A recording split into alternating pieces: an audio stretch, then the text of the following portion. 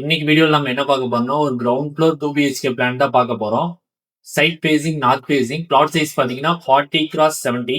Portico size பாத்தீங்கன்னா 17.4க்கு 17. Outer staircase தான் ப்ரொவைட் பண்ணியிருக்கோம். சைஸ் பாத்தீங்கன்னா 11க்கு 6 அடி. சிட் அவுட் ப்ரொவைட் பண்ணியிருக்கோம். சைஸ் பாத்தீங்கன்னா 8க்கு 8.25. ஈஸ்ட் என்ட்ரி ப்ரொவைட் பண்ணியிருக்கோம். உள்ள வந்தோம்னா லிவிங் ஸ்பேஸ் சைஸ் பாத்தீங்கன்னா 16க்கு 16. சவுத் ஈஸ்ட் கார்னர்ல கிச்சன் ப்ரொவைட் பண்ணியிருக்கோம். சைஸ் பாத்தீங்கன்னா 10க்கு 16. யூட்டிலிட்டி ப்ரொவைட் பண்ணியிருக்கோம் 5.5க்கு 10.